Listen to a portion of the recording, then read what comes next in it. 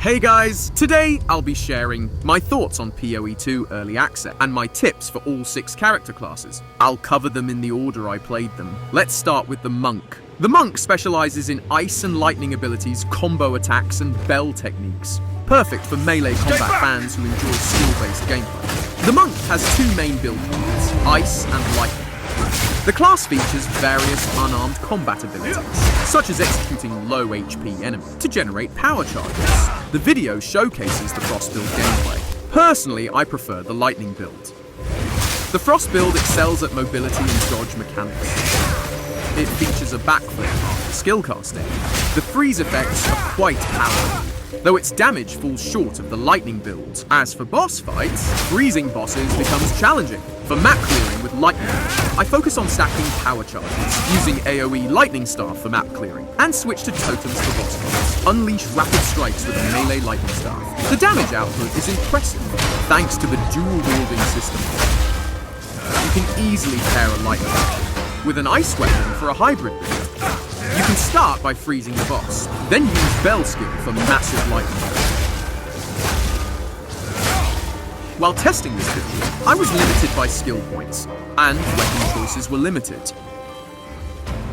So I couldn't test this combo properly. But I'm sure it works great. I'm particularly fond of the Bell skill. Its stunning ability and burst damage are both highly effective. You can enhance it with various support gems, like boosting its stun potential. When the boss becomes vulnerable, will explode we when can attacked lead by with you the Bell, or your enemies. followed by high stun skills, to quickly double stun the boss. As you can see in this showcase, the official gameplay focuses on skill demonstrations, so they play it safe, to make the mechanics more visible. When you're actually running maps on your own, it's way more satisfying than what you see in this video. Take this map, for example. I usually just sprint through, gathering a huge pack of monsters, stack up some power charges, then turn around and nuke everything with one ultimate. It's super satisfying. Some of you asked in the comments about getting power charges. There are plenty of ways to get them. You'll figure it out once you jump into the game. Next up is the Witch. The Witch specializes in summoning, chaos damage, and curses. It's perfect for players who prefer a laid-back playstyle. This class is relatively beginner-friendly. For the Witch, I strongly recommend going with a summoner build.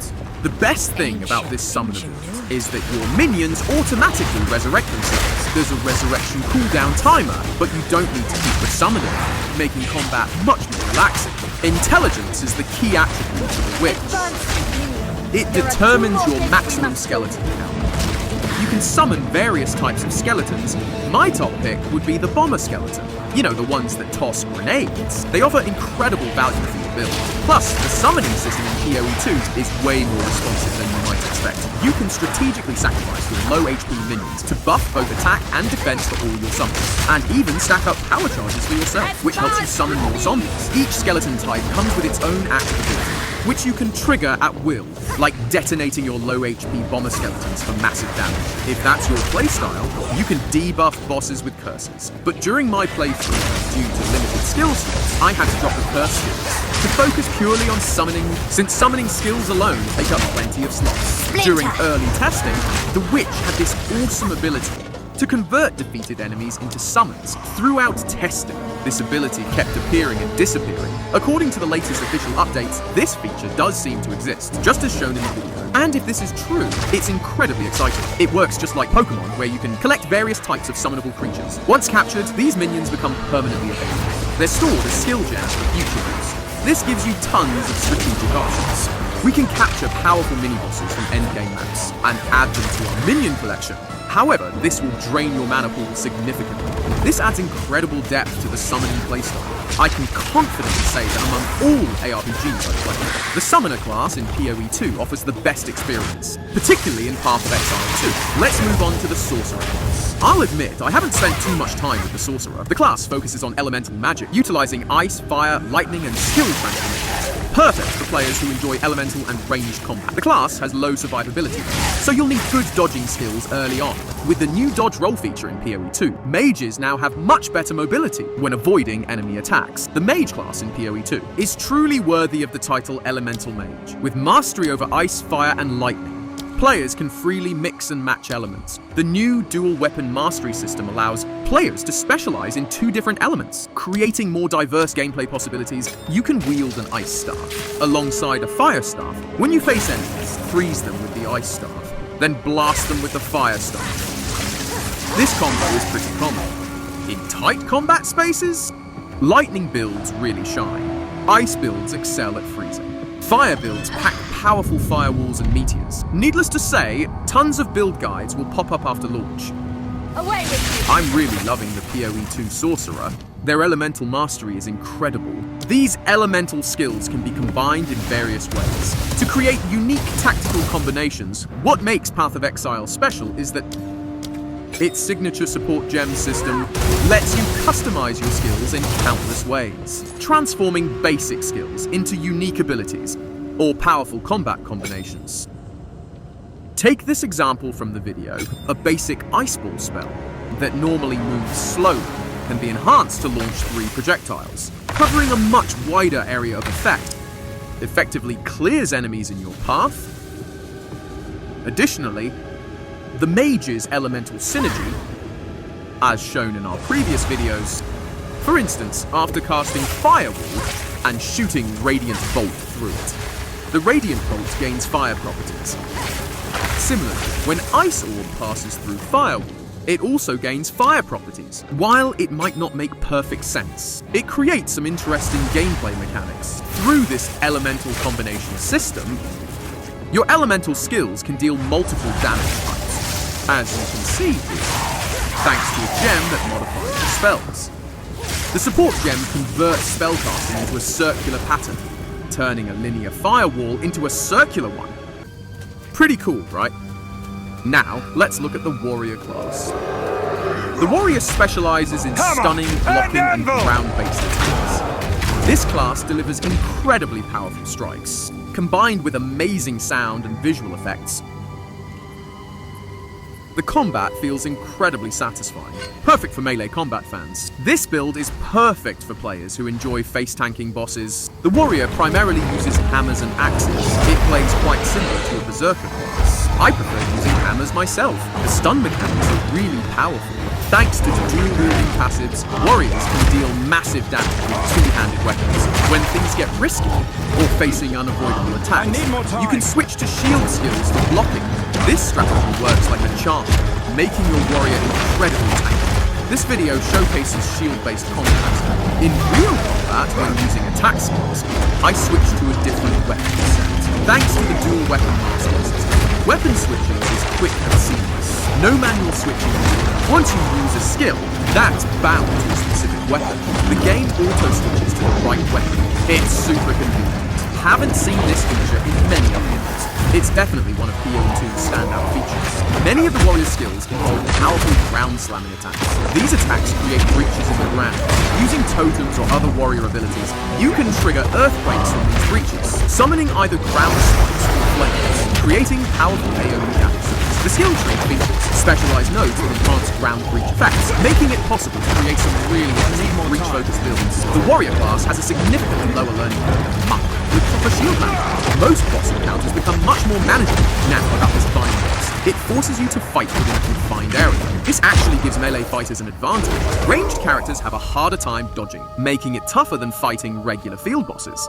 Let's move on to the next class. Next up is the Ranger. I have the least experience with this one, so I'll just share some quick thoughts. The class focuses on speed, poison, ice, and lightning. We all know how archer classes typically work. As for POE2's Ranger specifically, from my time playing it, I wasn't particularly blown away by it in the early game. What stands out most is you can cast all abilities while moving. This marks a significant change from POE1. This greatly enhances the class's mobility, making it incredibly versatile. Plus, the attack speed is incredibly fast. The gameplay feels incredibly smooth and satisfying. Players who love fast-paced combat will definitely enjoy this. As for the Ranger's main damage types, they include poison, ice, and lightning. During this boss encounter, as you can see here, you can place lightning conductors on the ground, and when you hit them with lightning attacks, it triggers a chain lightning effect. This works great for AoE damage. I personally went with a lightning effect too. From my basic POE1 experience with Ranger, and looking at the skills I haven't unlocked, The Toxic Rain build should work similar to Rain of Arrows. Toxic Rain builds should still be viable, though I haven't spotted any trap builds yet. We'll have to check it out after launch. Now, about this boss you're seeing here, it's actually much tougher than it appears in the demo. Take that rolling attack. When I tried to fight it under, just one hit from it one-shot me at full HP, so if your stats are too low, you really need to watch out for its attack patterns. The demo character must be high level with good gear.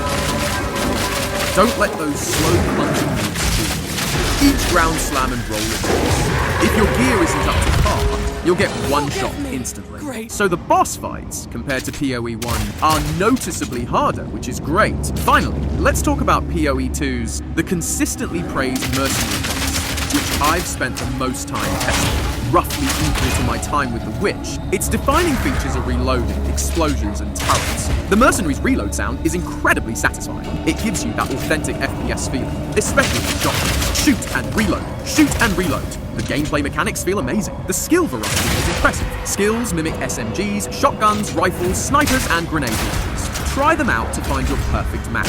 I ended up going with the grenade launcher, mainly due to its synergy with another skill set. I paired it with grenades for better combo potential.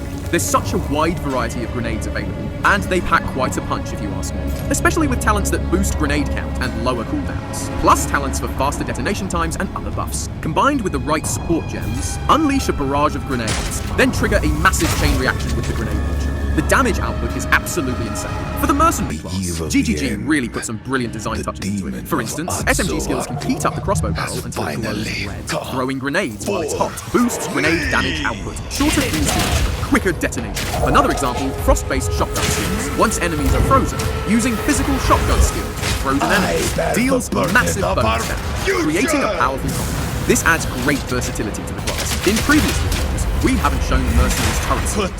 The turret skill is incredibly effective, especially against tough late-game mobs. It can block enemy paths, it can draw enemy aggro, and apply debuffs with support units. Definitely worth trying. This is the Chapter 3 final boss. Also the early access final boss, it has 2 phases. Phase 2 gets a bit tougher, but overall it's not too difficult. I'll skip the full fight. You should try it out yourself later. In this video, I'll quickly go through my thoughts on all 6 classes and share some tips. Justify the means. To sum up, each class has its own unique appeal. Can't wait for the full release. These classes should offer even more gameplay options than in beta. New skill gems will be added. I'm looking forward to even more exciting gameplay. That's all for today's video. Thank you for watching. See you next time. I will fight to the... Listen, I'm just here for the lady.